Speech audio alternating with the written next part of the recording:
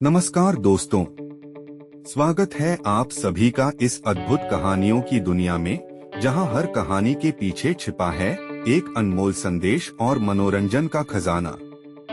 मैं हूं कहानी किंग और आज हम एक नई रोमांचक यात्रा पर निकलने वाले हैं।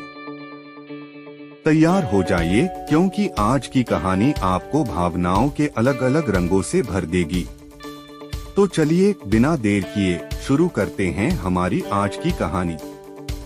आज की कहानी है कि असुरों के हितैषी नारद। इस ब्रह्मांड में कहीं कोई बात हो और वह नारद जी के कानों में पड़ जाए और उसका प्रचार न हो, यह कदापि संभव नहीं है। उन्हें तो संचार तंत्र का आदि गुरु कहना अधिक उपयुक्त होगा। बैकुंठ लोक से चलकर नारद जी सीधे मथुरा के राजा अत्याचारी कंस के पास पहुँचे। कंस ने नारद जी का समुचित आदर सत्कार किया और उनके दर्शनों के लिए आभार प्रकट किया। कुछ पल शांत रहने के बाद नारद जी ने कंस से कहा, राजन, अब अत्याचार करना बंद कर दो, क्योंकि तुम्हारा वध करने के लिए तुम्हारी बहन देवकी के गर्भ से 8वीं संतान के रूप में स्वयं नारायण अवतार लेने वाले हैं। यह सुनकर कंस क्रोधित होकर बोला, यदि ऐसा हुआ तो मैं अपनी बहन देवकी को ही मार डालूंगा। नारद जी ने उसे समझाते हुए कहा, राजन, मूर्खता मत करो। अभी से बहन की हत्या पाप अपने सिर पर क्यों लेते हो? व्यर्थ में लोक निंदा के पात्र बनने से क्या लाभ? जब 8वां बालक होगा तब उसका चुपके से वध कर देना। सभी बालकों को मारने से तुम्हें पाप लगेगा।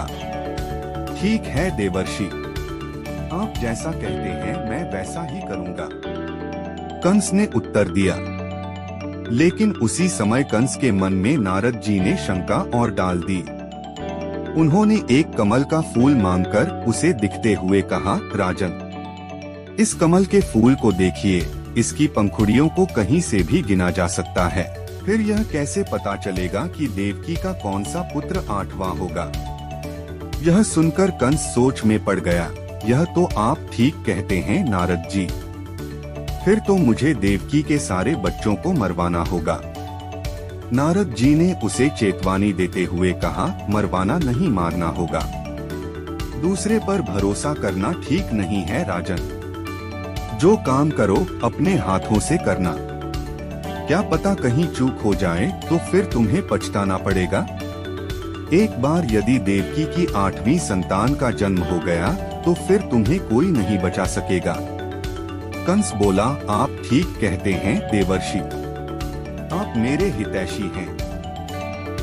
मेरे ही क्या, समस्त असुरों के आप हितैषी हैं, तभी तो हम सभी आपको इतना मान करते हैं। नारायण नारायण, ठीक कहते हो राजन।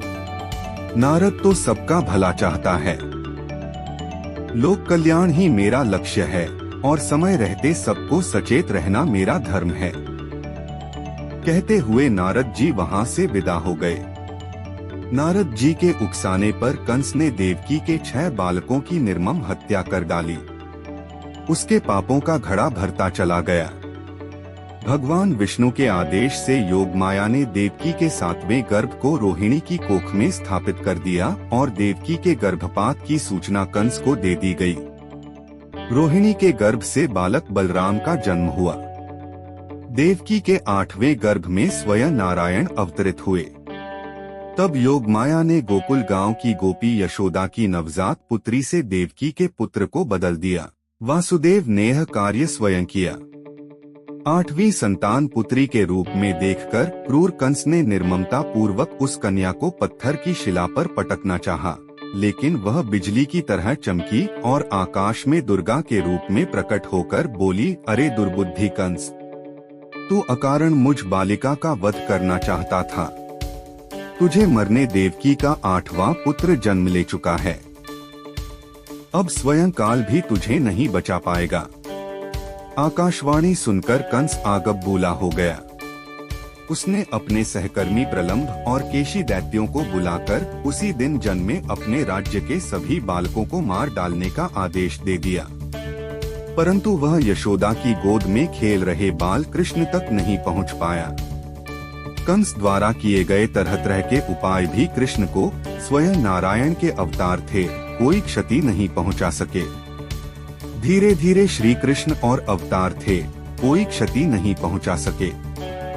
धीरे धीरे श्री कृष्ण और बलराम जी किशोरी अवस्था में पहुँचे और जब कंस के अत्याचार बहुत बढ़ गए, तब श्री कृष्ण ने अत्याचारी कंस को सिंहासन से खींचकर मार डाला। आकाश से पुष्प वर्षा होने लगी और वाद्ययंत्र बज उठे। नारद जी ने भी वीणा पर स्वरों को छेड़ते हुए अपने आराध्य देव श्री नारायण का स्तुति गान किया। मिलता हूँ दोस्तों अपनी अगली कहानी के साथ, तब तक आप सबको के यानी कहानी किंग का प्यार भरा नमस्कार। कृपया लाइक, शेयर और सब्सक्राइब जरूर करें।